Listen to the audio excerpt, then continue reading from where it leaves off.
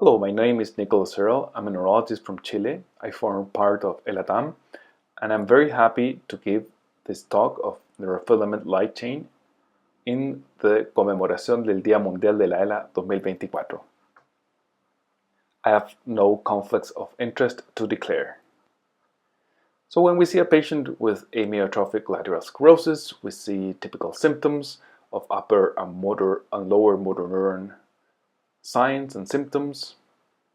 And from onset to diagnosis, typically a year and a half has passed, in average.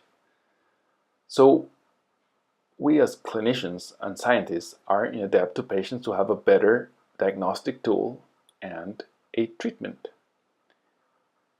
And when we consider a patient, there is so much variability in the factors that produce the disease. So we've got genetics.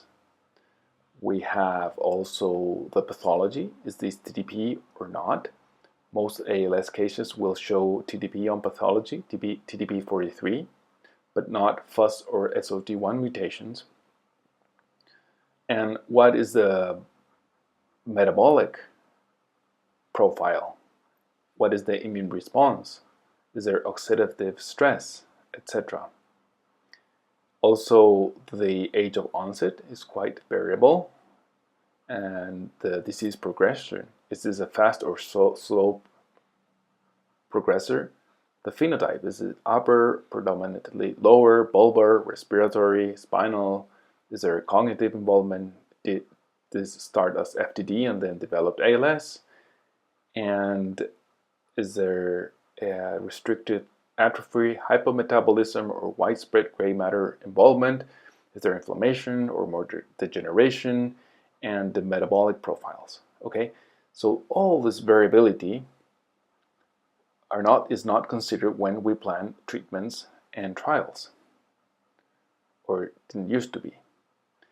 Okay, so it makes sense that the current ALS treatment is not sufficient. We pull everyone, we see everyone the same, and we give a drug. It's like trying to kill an ant with an atom bomb. We don't know what we're dealing with. Okay, so today, the proposed subclustering and personalized medicine will allow us to do genetics, clinical phenotype, biomarkers, and classify patients, hopefully according to pathophysiology and intelligent treatments. I'm going to talk about the types of biomarkers before entering the neurofilament light. So we have a patient, and the patient can be assessed with neurophysiological markers like conduction studies or threshold tracking, TMS, or motor unit number estimates. We also have neuropsychological markers, imaging, like for example the cortical band sign or the hyperintensity of the corticospinal tract, diffusion tensor imaging that might show decreased corticospinal tract, or volumetric measurements, and fluid biomarkers. And here we have the neurofilaments, SOD1, especially in the SOD mutation patients, TDP43. We have the dipeptide protein toxicity, which it has to do a lot with C9orf72 and genetics.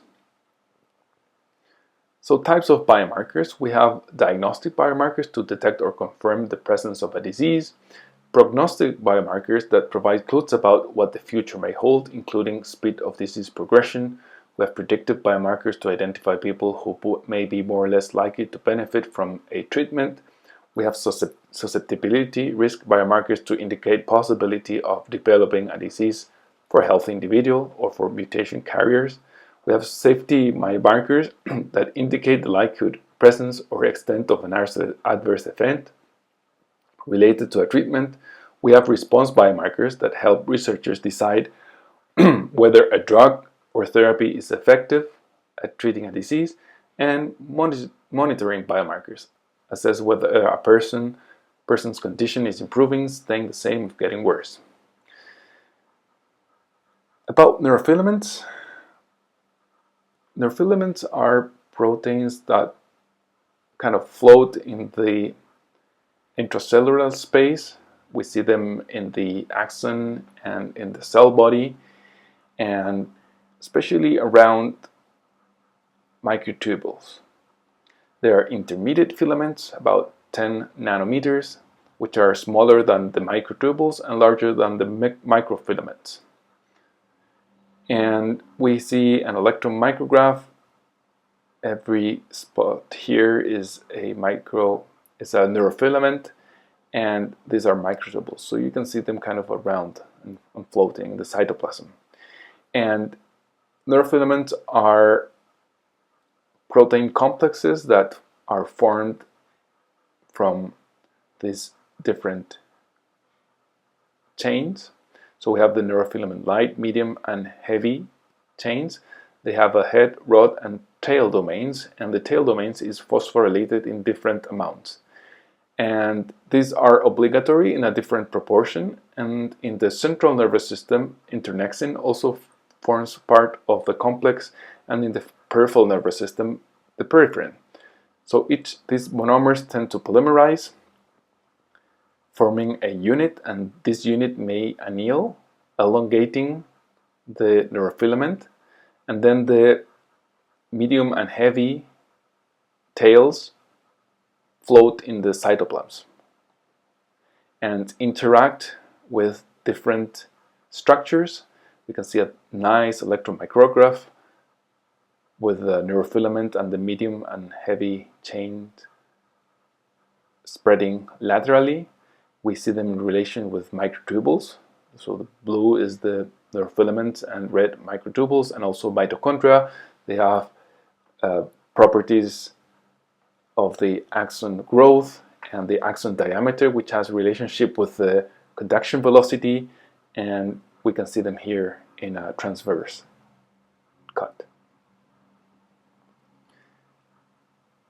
And in disease states, when there is neuroaxonal damage, these neurofilaments are released to the interstitium and then to the CSF, and they can diffuse to the blood. And we can detect them with ELISA in the CSF and with Simoa, which is a big breakthrough that allowed reliable measurements in the blood. And they're not specific. They're increased in many different neurological conditions. And they change with age, and that's the main factor of change, BMI. They can also increase with chronic kidney disease, and different assays will give different results, which is a problem of standardization. And half-life models indicate about 500 hours. So we can see that they're quite heavily right skewed and not typically normal distribution. We can see them increase by age, but if we do Z-scores, then we can build these curves by percentile. And in ALS, in this systematic review of meta-analysis, a total of 2,900 records were reviewed after duplications were removed, and about 60 were included in this meta-analysis. And please bear with me, but the interesting part is that they reviewed ALS, disease mimics, and controls. And we can see that neurofilaments, the CSF light and heavy, phosphorylated heavy, show a good way of distinguishing between ALS and controls. So you will find it increased in ALS patients with a pretty high sensitivity and specificity. Remember, against controls, because against mimics is another thing, but there's also a trend towards differentiating between ALS and mimics. And you can see with a pretty decent sensitivity and specificity. Mimics includes spinal muscular atrophy, Kennedy's disease, Charcot-Marie-Tooth, multifocal motor neuropathy, and other conditions. And between The correlation of CSF and blood neurofilaments is pretty good. You can see a good correlation. And also between neurofilament light and phosphorylated heavy and ALS function rating scale. So there's a pretty decent correlation there, and disease progression. So the rate of decline, and also the survival. So the hazard ratio of death is a lot higher the higher the neurofilament. So we have it as a pretty decent diagnostic, although non-specific biomarker, and prognostic. The other question is, can we predict when the disease will start? And this study by Benatar reviewed control mutations carrier at risk, converters, and affected. And what they saw is that about a year before the onset of disease, so these were mostly pre-symptomatic patients, the neurofilament starts to increase. And then about a year or 2 years after, they tend to stabilize. And data from the study shows that for the SOD1 patients, it's about 12 months, and for this highly penetrant variant, it's about 6 to 12 months that they increase their filament light will increase before symptom onset. For the C9orf, it's a bit longer, 3.5, and one of the FUS mutations about 2 years. And also in sporadic ALS, it's not this study, and this has not been replicated, but there's some power to predict for sporadic ALS. And I want to give the example of the Tofferson study for SOD patients. And in this study, we saw a biological response with decreased levels of SOD1 and neurofilament light in plasma and SOD1 in CSF. And you can see during the randomized part of the trial and in the open label. So the early treated and also the late treated decreased the neurofilament light in plasma. And the Valor study did not reach statistical significance for primary outcomes in the randomized, but then in the open label we did see some change, and this could be a clue that the biological response could be measured with neurofilaments, also the slow vital capacity and the mortality. And it was in the randomized part, it was in a big part approved by the FDA with the data that the neurofilament light decreased. So there's a potential there for a biological response. And in this placebo-controlled trial of pre-symptomatic SOD1 variant carriers, the ATLAS study is a very interesting study that I want to mention, that will study if tofersen can prevent or prolong the onset of ALS. So in SOD mutation carriers, they are being tested monthly with blood neurofilament, and if the neurofilament increases above a threshold, what about 44 picograms per ml, then they're randomized to see if the onset of disease can be prevented or prolonged.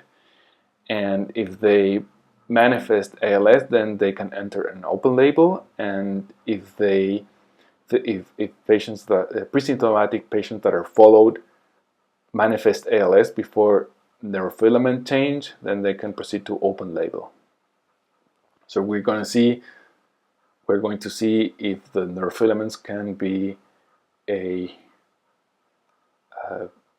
factor to enter in treatment before onset, which makes sense because the disease process starts way before the first symptom. and maybe better outcomes will be reached. So my final comments here are that biomarkers are needed for better ALS diagnosis and treatment. This will make also possible to make more specific trials and maybe see a signal of a therapy in a subgroup that wouldn't have been seen with a one-for-all type of treatment. And different biomarkers assess different aspects of the disease, and neurofilament light shows promise as diagnostic, predictive, and prognosis and response biomarker. So I hope this talk will make you question about this, and I am very excited to see future results of the tofersen studies. Thank you very much.